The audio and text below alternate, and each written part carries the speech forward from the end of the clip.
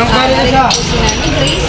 Ayan, ako po siya po ating interview nito sa isda. Nay, ang ito ng katanungan. Kumusta po ang inyong chika sa pagkikinig? Okay lang. Tumaas ba o bumaba po ba ang presyo? Tumaas.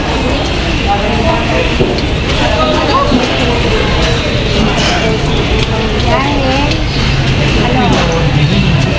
daanan doon sa gaano po kayo katagal sa pagbibenta? Gaano po kayo?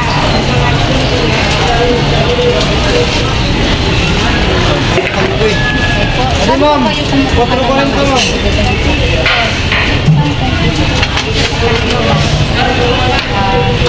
paano po niyo pinapanatili sa sariwa? nilagyan namin ng yelo at dinidilipin namin para maganda ang dalahin.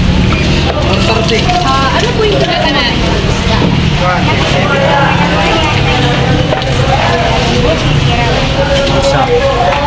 Ano oras po kayo nagsisimula? 2 p.m. at mamaday na. Hanggang anong oras na? So, may araw po ba na sa Kaya mo ito.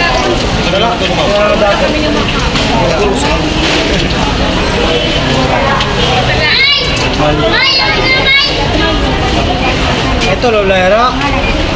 250 lang mo. Salamat po sa 870. Magandang umaga mga karigaranon. Narito ang pinakahuling ulat ng panahon ngayong araw mula sa Pag-asa. Ngayong araw ng Martes, asahan ng maulat na kalimpitan sa bayan ng Carigara na may kasamang may hinang pag-ulan sa umaga at posibilidad na thunderstorm sa hapon hanggang gabi. Ang lagay ng panahon ay dulot pa rin ng Tropical Convergence Zone na nakaapekto sa Eastern Visayas. Ang temperatura ay tinatayang nasa pagitan ng 25 hanggang 31 degrees Celsius. Medyo maalinsangan sa tanghali kaya pinapayuhan ng lahat na manatiling hydrated at iwasan ng labis na pagbabad sa ilalim ng araw. Sa mga mangingisda at may biyahe sa dagat, maging alerto po sa maalon at karagatan, lalo na sa silangang bahagi ng Leyte.